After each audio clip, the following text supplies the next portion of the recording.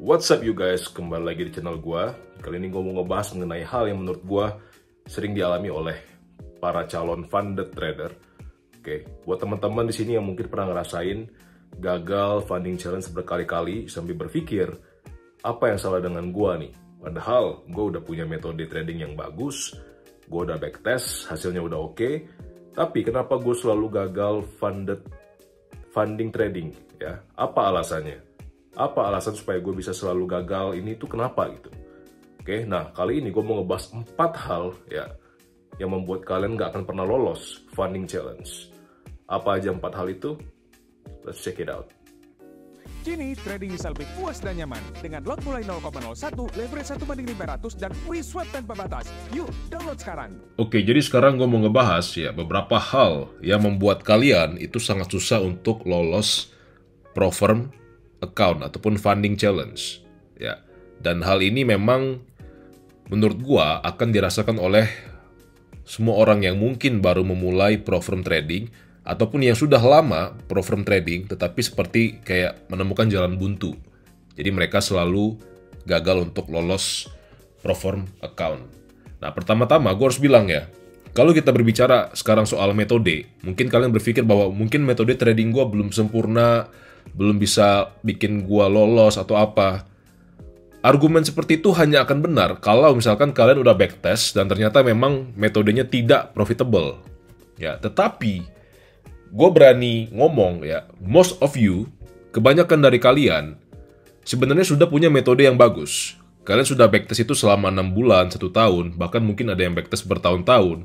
Dan kalian bisa melihat bahwa metode ini, on paper, di atas kertas, sebenarnya profitable. Tetapi ketika kalian mulai mengambil Profirm account ataupun funding challenge, kenapa hasilnya berbeda nih? Kayak, wah kok gue gagal nih. Yang harusnya gue berhasil, tetapi malah gue gagal. So, jawabannya tidak selalu soal metode trading. Ya, tetapi most of the time, it's all about psikologi trading kalian. Oke, jadi sekarang gue mau bahas beberapa hal yang membuat kalian itu tidak bisa lolos Profirm challenge. Pertama, ada yang namanya losing streak. Ya, losing streak adalah loss yang beruntun. Ya, loss berturut-turut. Nah, jadi seperti ini guys, ketika kalian mulai masuk ke dalam sebuah funding challenge, ya ataupun Profirm trading, kalian itu memulainya dengan sebuah harapan bahwa kalian bisa melalui ataupun lolos challenge ini. Nah, but what happens ketika trade pertama yang kalian ambil adalah loss? Confidence kalian itu mulai goyah. Oke? Bahkan bukan hanya loss pertama, tetapi setelah itu loss lagi dan mungkin lossnya 3 kali berturut-turut. Psikologi kalian itu mulai terganggu. Alhasil, ya, losing streak ini membuat kalian itu kehilangan confidence dan mulai melupakan rules-rules yang berlaku. Oke? Nah, masalahnya guys, ya, ketika kita memulai sebuah Profirm challenge, gue bisa bilang ya, most of the time, pengalaman gue pribadi, ketika gue memulai Profirm challenge, pasti beberapa trade di awal itu akan menghasilkan loss. Ya, tetapi kalau kita hanya fokus kepada loss ini saja dan tidak fokus kepada result secara long term, maka kita akan membuat equity curve kita seperti ini. Ketika kita mengalami loss, anggap ini garis drawdown ya. Ketika kita mulai, kita langsung loss. Nah, harusnya kalau kita confidence, dia akan seperti ini. Equity curve ya. Ya, seperti itu. Tetapi, karena kalau kita tidak confidence, maka ketika kita loss, kita revenge nih. Anggaplah berhasil ya, revenge. Nanti loss lagi. Revenge lagi. Habis. Dua hal ini sangat berbeda jauh. Yang pertama, itu didasarkan dengan kepercayaan kita terhadap metode kita secara long term. Tapi yang kedua, ini dihasilkan oleh kebencian kita terhadap loss dan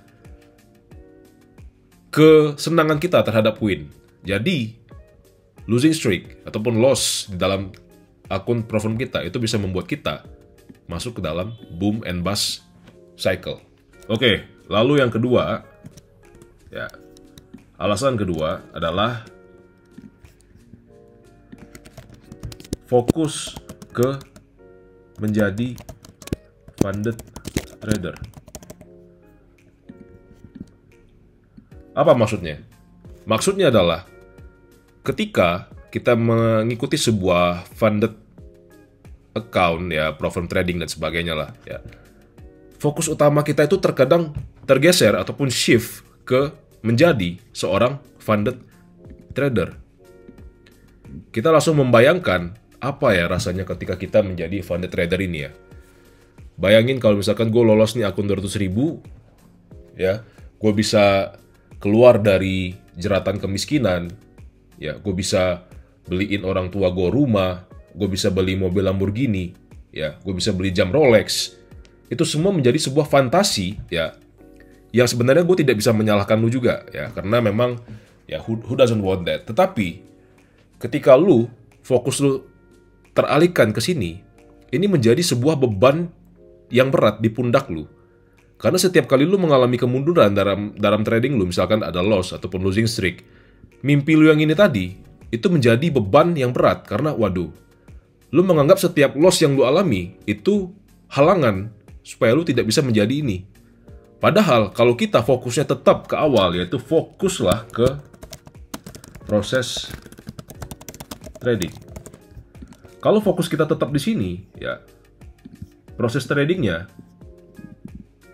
maka 1, 2, 3 loss itu tidak akan mempengaruhi kita selama loss itu didasarkan dengan SOP kita. Kita hanya akan fokus kepada hasil secara long term. Tetapi kalau kita fokusnya ke sini, fokus menjadi seorang funded trader dengan fantasi-fantasi yang indah, setiap loss itu bagaikan sebuah tusukan pisau ya ke ego kita dan kepada confidence kita. Jadi inilah bahayanya ketika lu menjadi ataupun mengambil sebuah platform account. Kalau lu fokusnya ke sini, sudah pasti lu akan mengalami banyak kekecewaan dan sakit hati. Tetapi kalau lu fokusnya ke sini, lu hanya fokus ke proses trading. You don't really care about the result of each trade ya. Lu nggak peduli hasil trade per trade-nya. Lu fokus ke hasil long term-nya secara overall. Gue jamin, lu pasti tidak akan mengalami banyak heartbreak. Lu tidak akan melanggar rules lu, dan lu akan menjadi seorang trader yang sukses, berhasil. Oke, sekarang ke alasan yang ketiga ya. Alasan yang ketiga ini menurut gua cukup mewakili hampir kebanyakan orang, yaitu apa? Overconfidence. Overconfidence, terlalu percaya diri ya. Jadi nggak ada yang salah dengan percaya diri ya, karena memang orang harus percaya diri bahwa mereka bisa sukses untuk mereka sukses. Gue setuju. Tetapi kalau overconfidence, terlalu percaya diri, itu bahaya juga. Ya, lu melihat segala sesuatu dari kacamata yang tidak realistis. Dalam artian, lu percaya bahwa lu seorang trader yang hebat, sehingga lu selalu yakin bahwa lu akan selalu bisa sukses gitu. Ya, padahal di dalam trading, ya, tidak ada industri di mana lu akan dicobai dengan begitu banyak kegagalan sebelum lu bisa berhasil. Ya, trading adalah industri yang sangat-sangat keras, guys. Kalau lu masuk dengan overconfidence, ya hanya dengan oh, gue udah pernah backtest metode gue ini selama 6 bulan hasilnya bagus. Begitu lu masuk ke dalam dunia trading yang sebenarnya, apalagi pro firm, dengan aturan-aturan yang ketat, ya, dengan rules yang sebenarnya membuat chance lu menang itu kecil, lu akan langsung disadarkan oleh market bahwa tidak semua itu seindah dengan bayangan ataupun ekspektasi lu.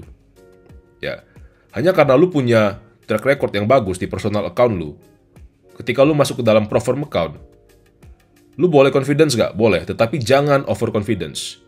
Jangan merasa bahwa lu above the market, lu tuh di atas market gitu.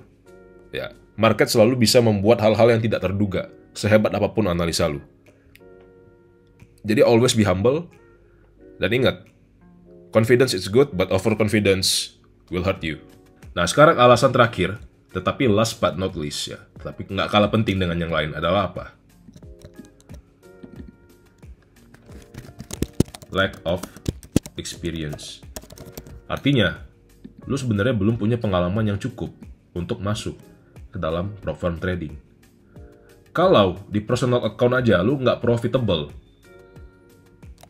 jangankan personal account, kalau di akun demo, ya, ataupun di hasil backtest lu, sebenarnya lu nggak profitable, apa yang bisa membuat lu berpikir ketika lu masuk ke dalam pro firm trading dengan rules mereka yang gila, ya, dengan rules mereka yang sangat ketat dibandingkan personal account, lu bisa sukses, lu bisa berhasil. Sementara di personal account lu nggak profitable,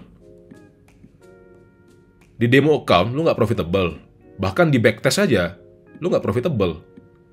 Terus kenapa lu bisa confidence ataupun lu bisa masuk dengan sukarela menaruh uang lu untuk ikut perform challenge sementara lu belum punya pengalaman yang cukup? Apa alasannya? Alasannya adalah mereka ingin menjadi ini, funded trader. Mereka membayangkan hidup yang begitu indah sebagai seorang funded trader, naik Lamborghini, ya, buka laptop di tepi pantai sambil minum air kelapa. It's all bullshit, guys.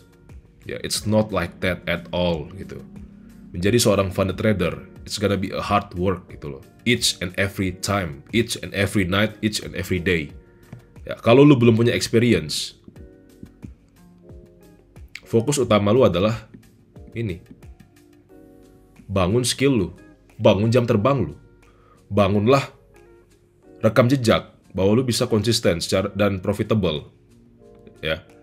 Kalau udah punya rekam jejak yang benar, ya, lu udah punya history bahwa lu bisa, baru lu boleh masuk ke funded account.